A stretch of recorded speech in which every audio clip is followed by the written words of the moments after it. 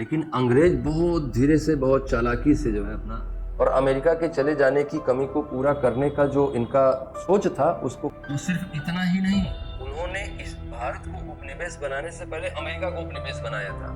जैसे अभी तक पूरी दुनिया पे क्या कर रहा था, वो इकोनॉमिक डोमिनेंस बढ़ा रखा था। इंडस्ट्रियल रिवॉल्यूशन ने उसके ऊपर ये प्रेशर बनाया कि वो रॉ मटेरियल और श्रम की आपूर्ति करे, तो श्रम की आपूर्ति के लिए वो दास व्यवस्था चल रही थी। इंडस्ट्रियल रिवॉल्यूशन फेज 1 है ना, औद्योगिक क्रांति का पहला चरण। और औद्योगिक क्रांति का मतलब क्या है? शब्द औद्योगिक क्रांति आपको क्या बताता है कि उद्योगों की स्थापना हो गई? नहीं,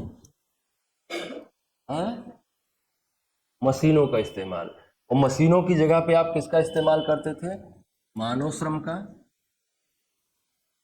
या फिर पशुओं के श्रम का।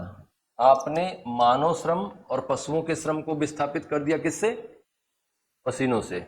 अगर आप मानव श्रम का प्रयोग कर रहे हैं तो मानव एक दिन थकेगा, पशु श्रम का प्रयोग करें तो पशु एक दिन थक जाएगा, लेकिन मशीन नहीं थकेगी।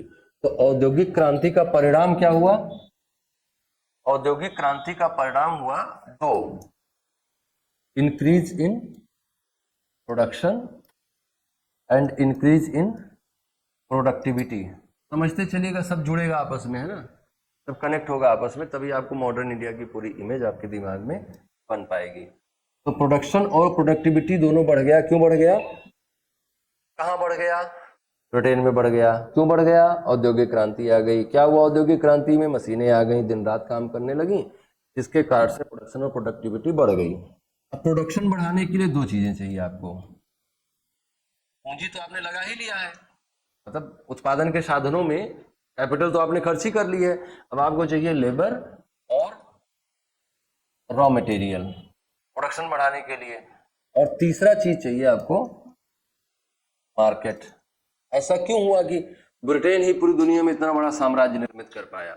अगर औद्योगिक क्रांति भारत में घटित हुई होती तो यही काम भारत किया होता। हालांकि भारत के पास क्षेत्रफल बहुत ज्यादा था, लेकिन बावजूद इसके भी उसको कुछ ना कुछ तो अपना एक्सपेंशन करना ही पड़ा होता भारत को। जितना एक्सपेंशन ब्रिटेन को अपना करना पड़ा, उसके ऊपर दबाव क्या था ब्रिटेन के ऊपर?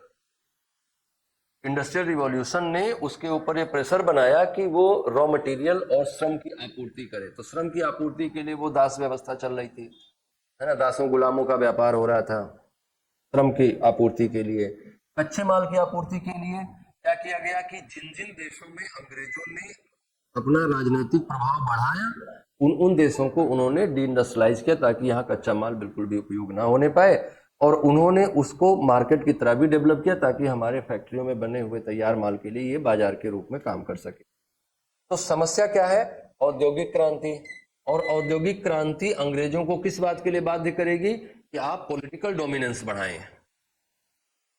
जैसे अभी तक पूरी दुनिया पे क्या कर रहा था, वो इकोनॉमिक डोमिनेंस बढ़ा रखा था, लेकिन औद्योगिक क्रांति उसको क्या करने के लिए मजबूर कर रही है कि आप अपना राजनीतिक प्रभाव बढ़ाइए, पॉलिटिकल डोमिनेंस बढ़ाइए। तो पॉलिटिकल डोमिनेंस बढ़ा औद्योगिक क्रांति के कारण से, ब्रिटेन को दुनिया के दूसरे देशों पर अपना राजनीतिक प्रभाव बढ़ाने के लिए बाध्य होना पड़ा। क्यों? क्योंकि उनको बाजार, कच्चा माल और श्रम, ये तीनों चाहिए था।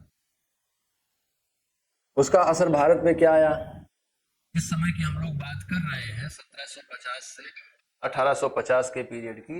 ये वही टाइम है जब सबसे ज्यादा लड़ रहे भारत में सरकार स्थापना की, है ना।